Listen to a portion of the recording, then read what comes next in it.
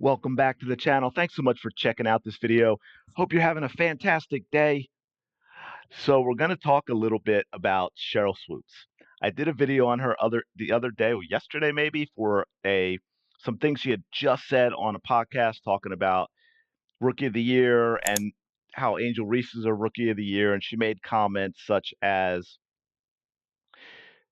would the Indiana Fever still be in the playoffs without Caitlin Clark? And she thinks they would be, but the Chicago Sky would not be in the playoffs without Angel Reese and a bunch of other nonsense. And I had done a video about some other things she had said a while back, and I think the two, maybe three times I've really talked about some things Sheryl Swoopes has said, I would get commenters reminding me because I it's something I haven't brought up or talked about her time as a coach at Loyola, for which she was let go because of how she mistreated players.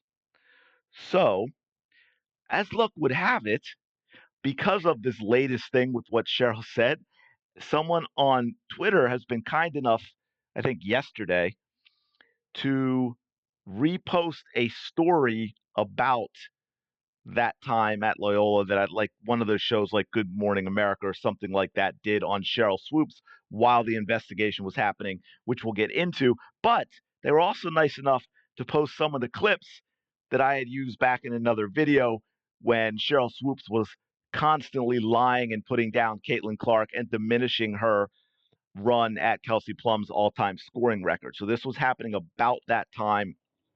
I think maybe right before Caitlin Clark set the record. So we're just going to go through a few of these. They're not very long, just some standouts of things that she said about the record and about Caitlin Clark. So let's dig into this first one. I believe she's talking about the amount of time it took Caitlin Clark to set this record. If you're going to break a record, to me, if it's legitimate, you have to break that record in the same amount of time that that player set it. Okay. Right? So if Kelsey Plum set that record in 4 years, well, Caitlin should have broke that record in 4 years. But because there's a COVID year and then there's another year, you know what I mean? So she's already had an extra year to break that record. So is it truly a broken record? Okay, so none of that is true. And in this day and age, when people have conversations about things like this and someone says, well, I'm not so sure you're right at that about that, what do? They pull out their phone and they look it up, right? So Sheryl Swoopes, former player, coach, I don't even know technically it, she's if she's fully employed somewhere as an announcer, because I know she's announced games, she's done interviews like that awful post-game interview she did with Caitlin Clark in her first preseason WNBA game. You know, she was on that podcast, WNBA podcast. So I don't know what her official title is anywhere, but obviously she's coming on the Gilbert Arenas podcast as an expert, as a basketball expert.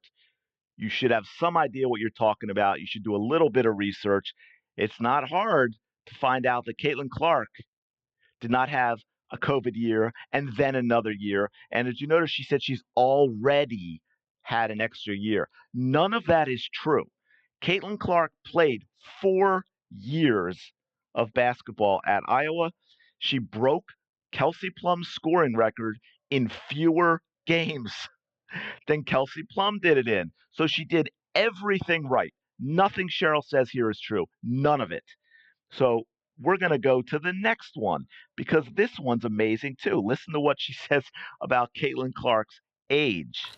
How much more experience that gives you over other players coming in, right? So people say, dang, like he or she's killing them. But you have a 25-year-old playing against a 20-year-old. Like, you should be killing them. Yeah. Okay, again, just the tiniest bit of research. She's telling you that Caitlin Clark is 25 years old at Iowa. Caitlin Clark's barely 22 and a half, and she's more than halfway through her WNBA career. You could literally pick out your phone and go, Caitlin Clark age, and you're going to get it.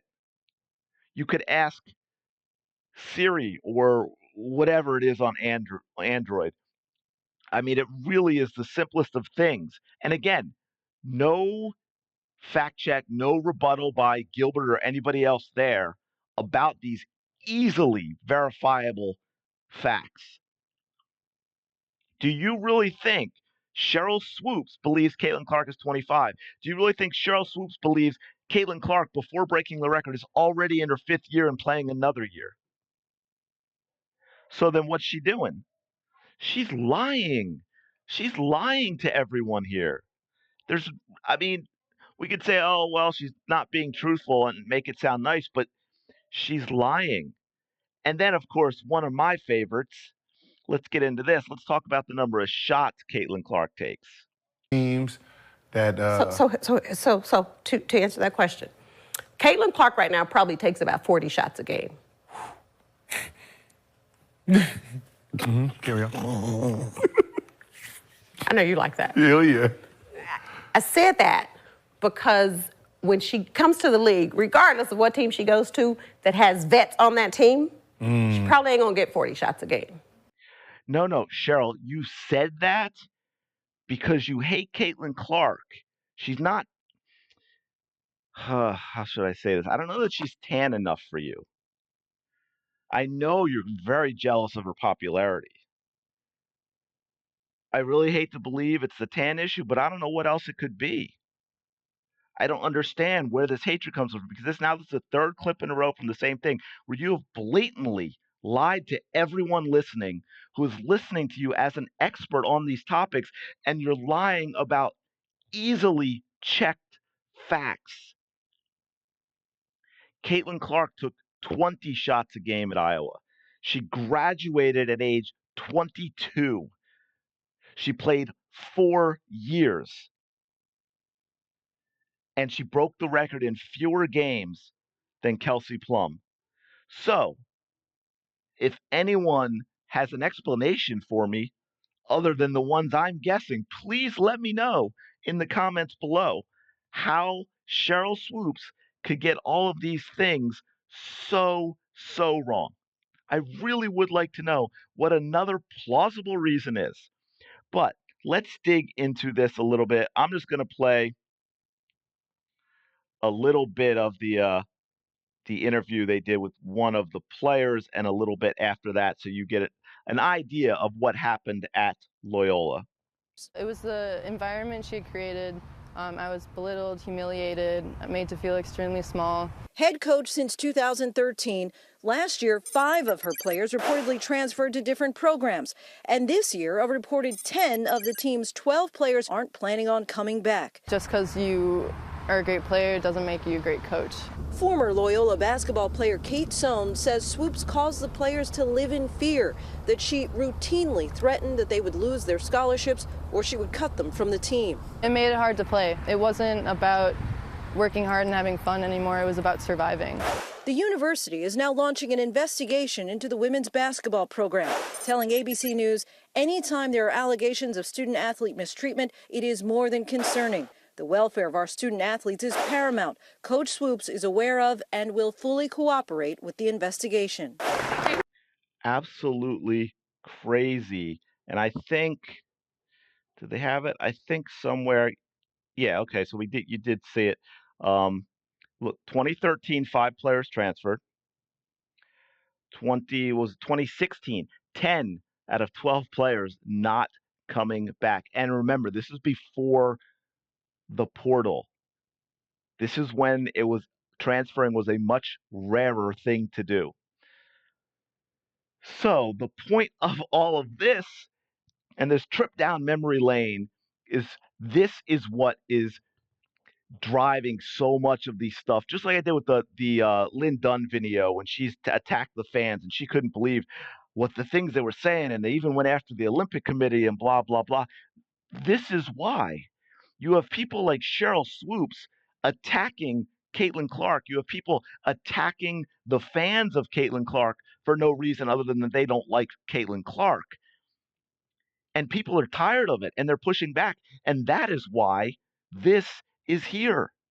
That is why this got posted today. They this person listened to that podcast and has listened to everything else, as I just showed you, that Sheryl Swoopes has been saying, and said, enough's enough. Remember? So this isn't about, don't go after Sheryl Swoopes and say nasty things, because all that does is give them an excuse to say, oh, look, they're attacking. See how horrible they are? No, this is just to remind you these are the people that you're dealing with. So you need to understand where you're getting this information, and that you can't just take what they're saying at face value. You have to understand where it comes from, and then you have to find other sources or do your own fact checks. And that's the problem, because how many people who would listen to the Gilbert Arenas podcast and listen to Sheryl Swoopes talk like this, they're just, wouldn't you just assume what Cheryl's saying is true? Because it's stuff that's so easily checked. I mean, we're talking numbers, her age, the number of shots she takes, how many games she's played, how many years she's played at Iowa, the simplest things. And yet she was way off on all of them and lied about all of them. Unbelievable. So Sheryl Swoopes has zero credibility, zero credibility. So anyone defending her, zero credibility. These are not people you should be listening to if you want to enjoy the WNBA. You've got to go find other sources. And look, it's like this person, they got fed up, so they stood up and they said, look, this was a while ago, but I'm repost them because Sheryl Swoopes keeps going on, and it's gotten ridiculous. And people need to know where Sheryl Swoopes is coming from, who Sheryl Swoopes is, and so you can decide whether or not you want to listen to what Sheryl Swoopes has to say about subject matter like the WNBA and Caitlin Clark. Am I missing anything? Please let me know in the comments below what I'm missing about Sheryl Swoopes. Are we being too tough on her? Hope you're enjoying the content. If you are, please like and subscribe. It really does mean a lot. I do appreciate it. And I will talk to you later.